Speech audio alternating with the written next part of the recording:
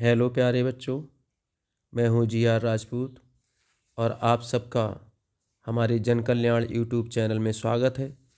तो बच्चों, आज मैं आप सबके लिए कक्षा 10 विषय गणित के चैप्टर द्विघात समीकरण के बहुविकल्पीय प्रश्नों की श्रृंखला भाग 3 लेकर आया हूँ, जो आपकी परीक्षा की दृष्टि से अति महत्वपूर्ण है, जिनका सॉल्यूशन मैंने परीक्षा के समय को देखते हुए शॉर्ट ट्रिक के द्वारा किया है। तो बच्चों, देर ना करते हुए चलते हैं प्रश्नों की श्रृंखला की ओर। तो ये रही बच्चों आपकी द्विघात समीकरण की बहुविकल्पीय प्रश्नों की श्रृंखला। इसका पहला प्रश्न है, तो प्रश्नों से पहले हम इसके कुछ मुख्य बिंदुओं को समझ लेते हैं। मुख्य बिंदुओं को समझ लेते हैं। तो देखिए, सबसे पहला मुख्य बिंदु है द्विघात समीकरण का जो मानक समीकरण होता है बच्चों, वो होता है हमारा ax² + bx + c = 0, जहाँ a बराबर नॉट 0 होता है। इसका दूसरा बिंदु है द्विघात समीकरण का विभक्तिकर जो होता है बच्चों, वो d = b² - 4ac होता है। हमेशा देने की बहुत निकालने के लिए आता है।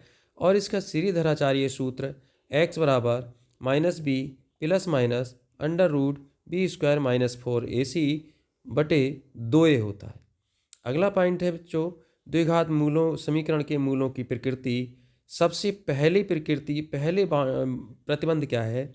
यदि b² - 4ac छोटा है 0 से तथा पूर्ण वर्ग है, यानी कि 0 से छोटा है परंतु b² - 4ac 0 से बड़ा है तथा पूर्ण वर्ग है, तो मूल भिन्न भिन्न वास्तविक तथा परमेय होंगे। यदि b² - 4ac 0 से बड़ा तो है परंतु पूर्ण वर्ग में नहीं है। पूर्ण वर्ग जानते हो? पूर्ण वर्ग का मतलब होता है बच्चों 4, 9, 16, 25, ये पूर्ण वर्ग में आते हैं। इनके बीच में और कोई संख्या 1 है, 2 है, 3 है, 5 है, 7 है, ये पूर्ण वर्ग में नहीं है। तो समीकरण के मूल कैसे होंगे? वास्तविक तो होंगे, भिन्न भिन्न होंगे परंतु अपरमेय होंगे। तीसरा पॉइंट है बच्चों, b² - 4ac अब छोटा है 0 से, तो मूल कैसे होंगे? काल्पनिक, यानी कि अवास्तविक होंगे। ठीक है, इन्हीं ऋणात्मक में हो जाएंगे। ठीक है, समझ में आया? अगला पॉइंट है बच्चों, b² - 4ac बराबर है 0 के। अगर विभक्तिकर का मान बराबर 0 के बराबर होता है तो मूल वास्तविक होते हैं और समान मतलब दोनों बराबर होते हैं तथा परमेय होते हैं। अगला है, यदि द्विघात समीकरण के मूल अल्फा तथा बीटा हैं, क्योंकि द्विघात समीकरण के कितने मूल होते हैं? 2 होते हैं। यदि अल्फा तथा बीटा हैं तो अल्फा प्लस बीटा बराबर -b/a होता है। अल्फा प्लस बीटा क्या है? मूलों का योग है, इसके बराबर -b/a होता है। अगला है, अल्फा बीटा बराबर होता है c/a, यानी कि मूलों का गुणनफल बराबर होता है c/a। तीसरी बात है, यदि मूल समान है अर्थात b² - 4ac बराबर 0 है, तो समीकरण के दोनों मूल -b/2a होंगे। तो ये रही बच्चों द्विघात समीकरण के संबंध में कुछ मुख्य बातें। अब चलते हैं प्रश्नों की श्रृंखला की ओर। तो सबसे पहला प्रश्न है, ax² + bx + c बराबर 0 के मूलों का योग होगा। तो अभी मैंने बताया था मूलों का योग बराबर होता है, यदि कोई द्विघात समीकरण ax² + bx + c बराबर 0 है तो उसके मूलों का योग होता है माइनस क्या होता है? b/a, यानी कि विकल्प इसका डी सही है। अगला प्रश्न है बच्चों, समीकरण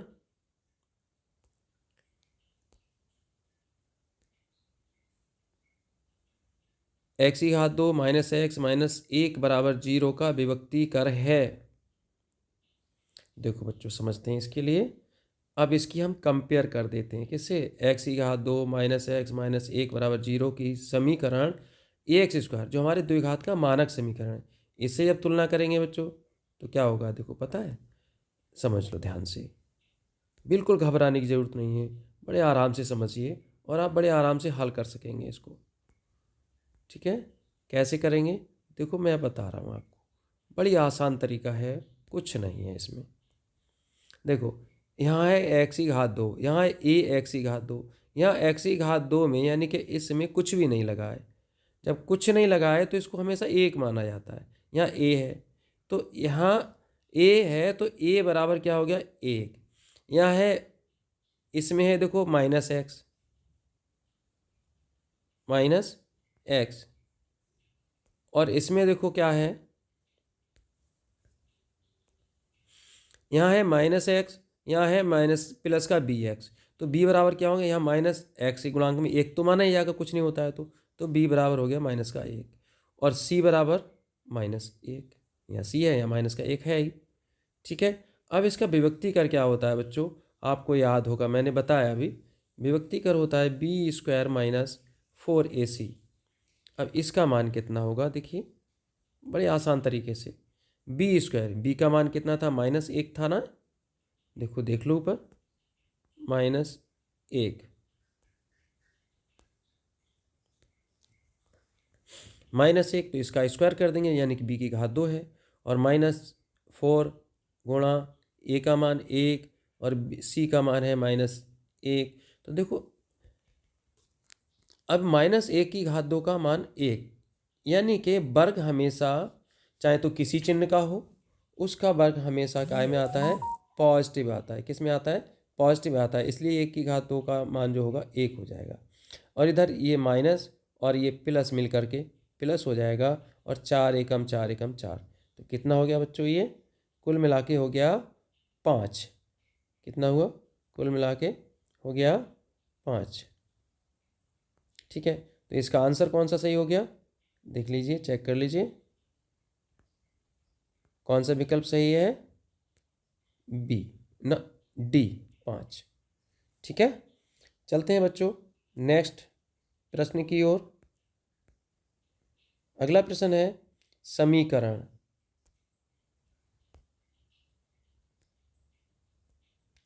समीकरण x की घात 2 -25 = 0 को कहते हैं एक घाती समीकरण नहीं, क्योंकि द्विघात किसी भी समीकरण में चर की घात जितनी होती है वही उस समीकरण का घात कहलाता है। यह x की घात 2 किसकी है, 2 घात है, तो इसलिए द्विघात समीकरण कहलाएगा। लेकिन अब बात आती तो एक घात तो नहीं है, मिश्रित द्विघात। मिश्रित द्विघात का मतलब x की घात 2 और y की घात 2 z की घात 2 इस तरह होता, तो ये होता, तो इसलिए ये भी नहीं है। सर्व समीकरण ये है नहीं, ये कौन सा हो गया, बी शुद्ध द्विघात समीकरण है। ठीक बच्चों, नेक्स्ट प्रश्न की ओर चलते हैं। दो संख्याओं का योगफल, देखो बड़ा इजी तरीका है बच्चों। ठीक है, मैंने सॉल्व कर रखा है कुछ आपकी समझ के लिए, लेकिन फिर भी शॉर्ट तरीका देखिए। दो संख्याओं का योगफल 7 तथा गुणनफल 12 है तो संख्याएं होंगी, जो दोनों शर्तों को पूरा करेगा वही इसका विकल्प उत्तर होगा। अब देखो 5 सबको जोड़ो, 5 2 7 हो गया, 6 1 7 हो गया, 4 3 7 हो गया, 7 और 0 7 हो गया। पहली शर्त सब पूरा कर रहे हैं। गुणनफल की बात करें, गुणनफल 12 होना चाहिए। 5 × 2 तो 10 हो गया, नहीं है। 6 × 1 6 एकम 6, नहीं है, 12 होना चाहिए। 4 × 3 4 3 12, हाँ है, तो विकल्प हमारा यही सही है। इसको देखें 7 0, ये 0 हो जाएगा, ये नहीं है। बच्चों चलते हैं अगले प्रश्न की ओर। द्विघात समीकरण इसके मूलों का योग है। अब मूलों के योग की अगर बच्चों बात करें तो मैंने क्या बताया था, मूलों का योग जो होता है -b/a होता है सूत्र। तो इस समीकरण में a तो है आपका 1 और b है -6, तो कितना हो गया, माइनस और -6/1 यानी कि कुल 6, विकल्प होगा बी सही। वैसे मैंने सॉल्व कर रखा है नीचे, सही तो आएगा, देख लो, -b/a और b का मान है हमारा कितना है, -6, तो माइनस और माइनस ये मिलके हो जाएगा +1 = 6, विकल्प बी। ठीक, देखें तो आप कंपेयर करके इस तरह से सॉल्व कर सकते हैं। चलते हैं अगले प्रश्न की ओर। द्विघात समीकरण द्विघात समीकरण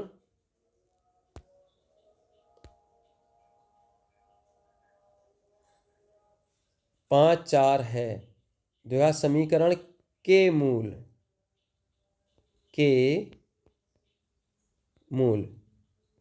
5, 4 हैं तो द्विघात समीकरण होगा। अब बताओ बच्चों कैसे समझोगे इसको। सबसे पहली बात, 5 और 4 दोनों प्लस हैं। जब समीकरण के सभी मूल प्लस होते हैं तो मूल हमेशा किस में आएंगे? ऋणात्मक होंगे। तो ये ऋणात्मक है नहीं, प्लस है, इसलिए ये वाली समीकरण और ये तो गई। ठीक, अब आता है ए और डी की बारी। ए में 5 चौक 20 यानी कि मूलों का गुणनफल क्या होता है? अल्फा और बीटा यानी कि C/A। अब मूलों का गुणनफल कितना होना चाहिए?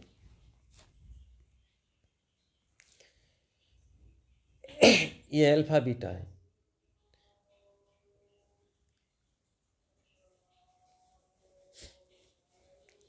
कितना हो चाहिए? 5 चौक 20। अब इसमें तो है 4 C/A, ये मूलों का गुणनफल तो है। ये तो 1 है ना, इसमें ए 1 है तो 4/1 हुआ है। मूलों का गुणनफल चाहिए कितना? 20। तो यहाँ मूलों का गुणनफल अल्फा बीटा बराबर क्या होता है? यानी कि अल्फा बीटा बराबर होता है C/A। इसमें क्या है?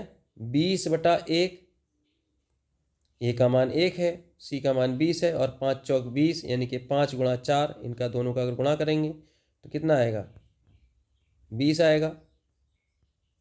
तो इसलिए विकल्प हमारा डी बिल्कुल सही है। ठीक है, सॉल्व के लिए मैंने दे रखा है सॉल्यूशन कैसे करना है। ठीक है, बाकी कोई नहीं, शॉर्ट ट्रिक ही अपना रखिए। अगला है प्रश्न, 3x² - 48 बराबर 0 के मूल होंगे। अरे भाई ये तो बहुत ईजी हो गया। देखो यहीं से इसको कैसे करते हैं, ये इसको सीधे कट कर देंगे हम। 3 से करेंगे, 3 एकम 3, 6 18, 16 हो गया ना। अब x² बराबर जब 16 है तो x बराबर क्या होगा? +/-4। इतना तो सीख रखा होगा आपने, तो हमारा सी विकल्प बिल्कुल सही है। चलते हैं बच्चों अगले प्रश्न की ओर। x² + 4x बराबर 0 के मूल होंगे। अरे भाई ये तो और इजी हो गया। इसको थोड़ा शॉर्ट कर लेता हूँ मैं यहाँ से, और अभी आपको बड़ा आसानी से समझा दे रहा हूँ। हाँ,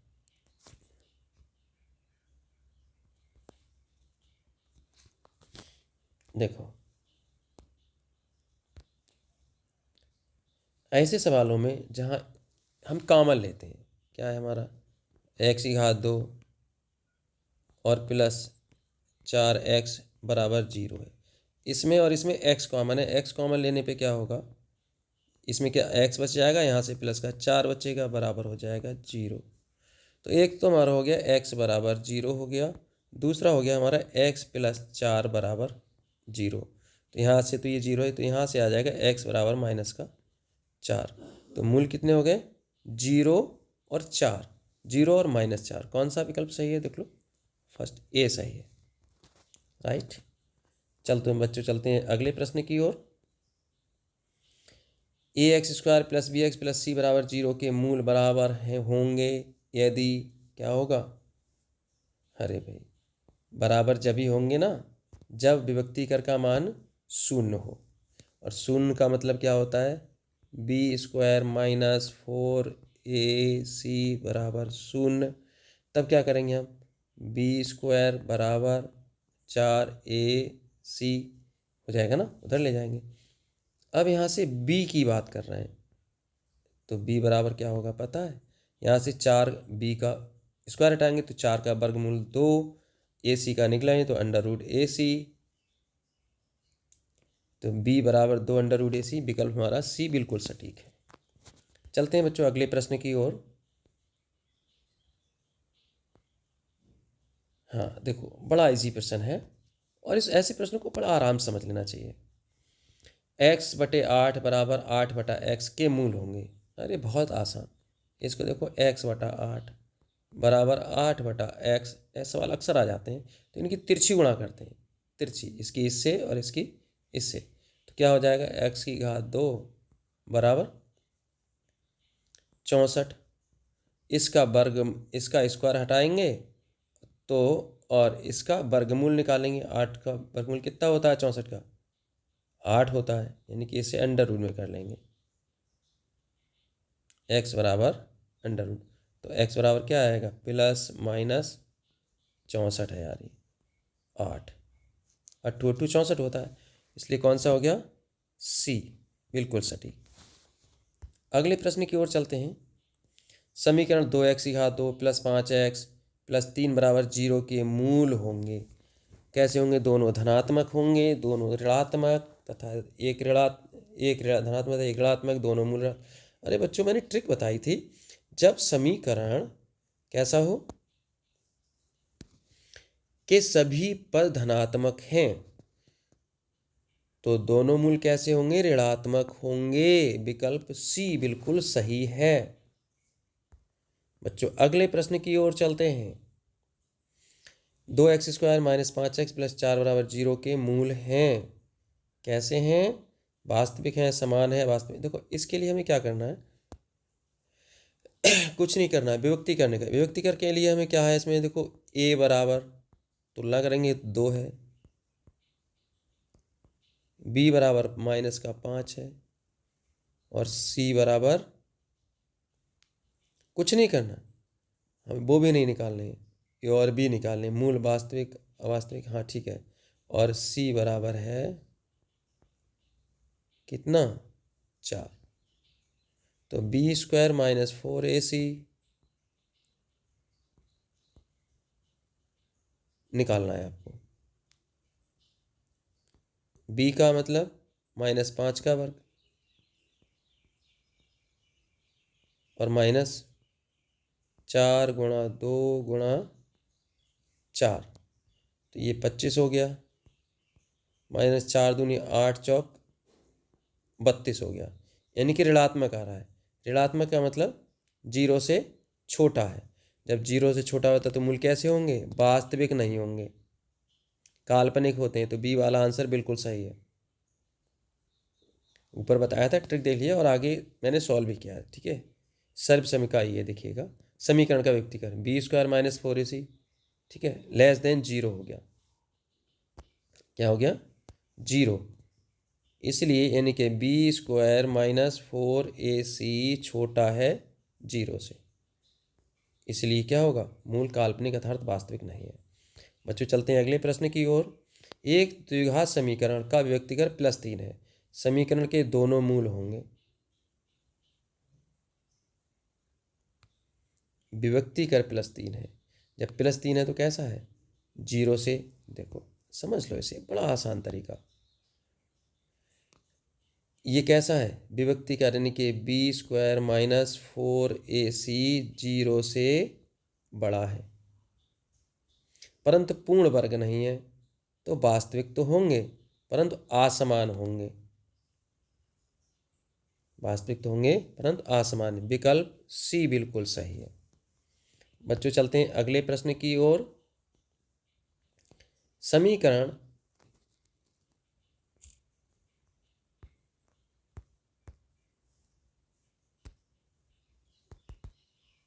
नहीं, क्यों भी गपला कर रहे हैं, हाँ, समीकरण x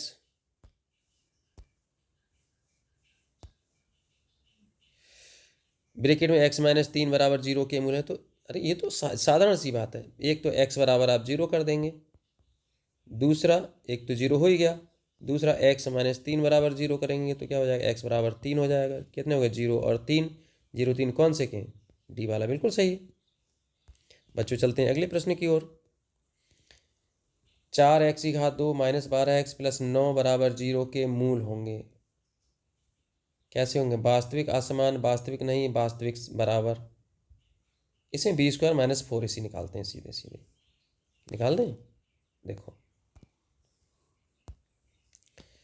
इसमें देखो b कितना है, -12 है, तो -12 का वर्ग कर दें, माइनस 4 गुणा a गुणा 9 यानी कि c9, तो ये तो हो गया 144, 4 चौक 16 नेमा 144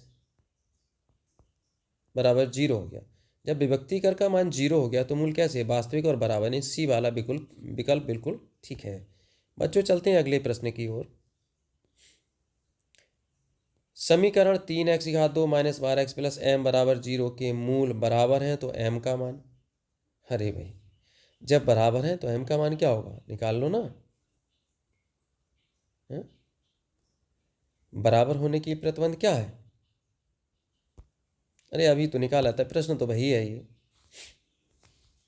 देखो -b यानी कि 12 का स्क्वायर, -12 का, माइनस 4 गुणा 3 और गुणा m बराबर 0, तो ये हो गया 144, माइनस 4 3 12, m बराबर 0।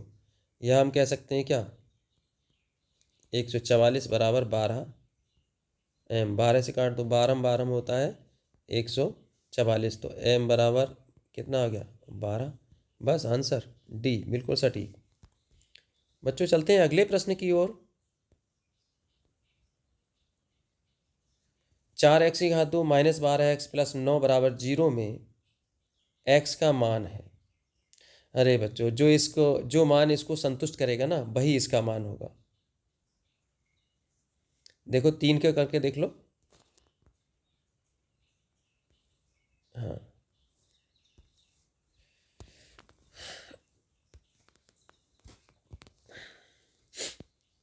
अगर 3 रखें तो कितना हो जाएगा? 3 3 9 चौक 36 हो जाएगा। इसके लिए समीकरण का मान 36 minus 12 3 36 plus 9 equal to not 0।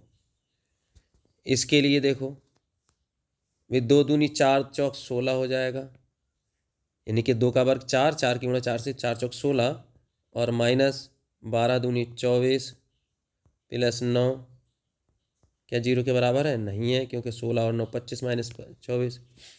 अब इसको देख लो, इसे देख लो, 4 गुणा 2/3 यानी कि 2/3 का वर्ग, यानी कि 2 का वर्ग 4 और 3 का वर्ग 9, 4/9 माइनस 12 गुणा 2/3 प्लस 9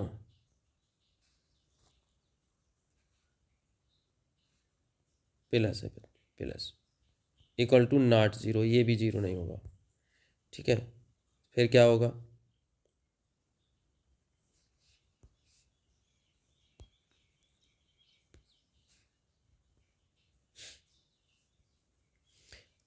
जब ये भी 0 नहीं है भाई, ये भी 0 नहीं हुआ, ये भी नहीं, कट हो गया, ये भी कट हो गया, ये भी कट हो गया। अरे तो इसी को लगा दो, बात ही खत्म हो गई। बोले अब ये सही है। और ना सम्मानो तो 3/2 है, सॉल्व करके देख लो। लो अभी करा देते हैं आपको, अभी करा देते हैं। क्या था देखो, 4 गुणा 3/2 यानी 3 का वर्ग 9 और 2 का वर्ग 4, माइनस 12 गुणा 3/2 और प्लस 9 बराबर 0। 4 से 4 कैंसिल, 3 चौक 12, कितना हो गया? 9।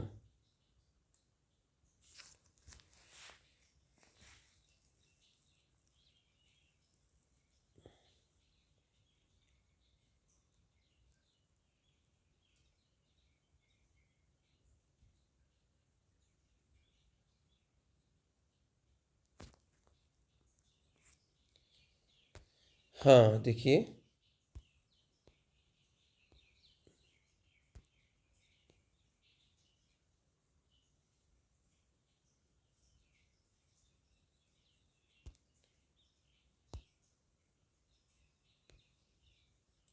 ये 2×12 क्या होगा, 2×12,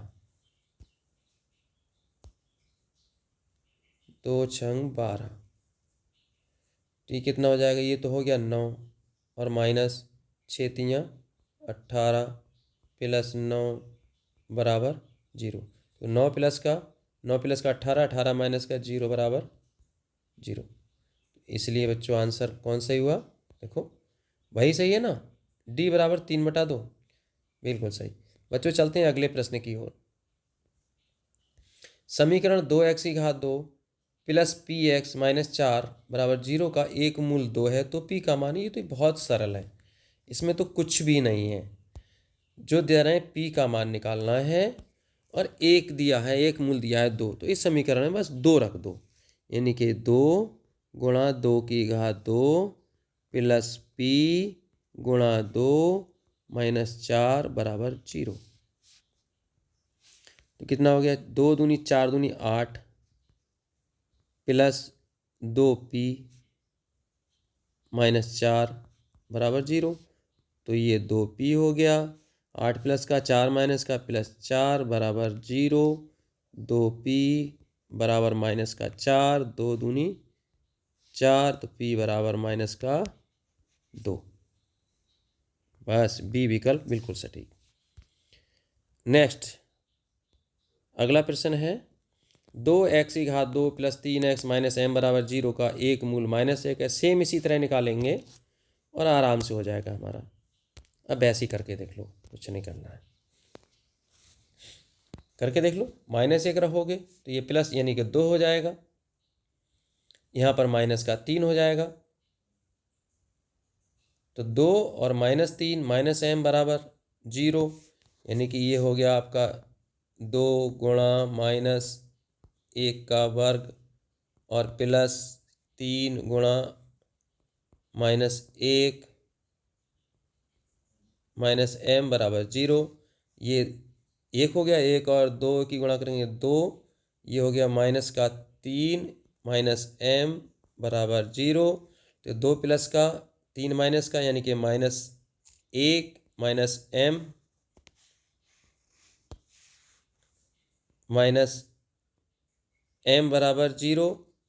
तो क्या करें, m को उधर ले जाएं तो m बराबर कितना हो जाएगा, माइनस का 1, बस माइनस का 1।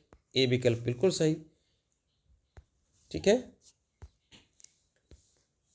बच्चों। चलते हैं अगले प्रश्न की ओर, बस लास्ट प्रश्न है लेकिन आपकी परीक्षा के लिए अति महत्वपूर्ण है। समीकरण x² माइनस 1/9 बराबर 0, तो x का मान बहुत इजी। इसमें क्या है बच्चों, देखो x² माइनस 1/9 बराबर 0, तो x² बराबर 1/9 हो गया। इसका हम क्या करेंगे, घात हटाएंगे, 1 का वर्गमूल 1 होता है और 9 का 3, तो कितना हो गया 1/3, लेकिन किस में, प्लस और माइनस में, बस +1 में। इसका विकल्प सी बिल्कुल सही है। तो बच्चों ये थी बहुविकल्पीय प्रश्नों की श्रृंखला भाग 3 जो द्विघात समीकरण पर आधारित थी। यदि बच्चों हमारी वीडियो अच्छी लगी हो तो ज़्यादा से ज़्यादा लाइक कर दीजिए, शेयर कर दीजिए, और आपको किस प्रकार की वीडियो आगे चाहिए तो उसे कमेंट में कीजिए।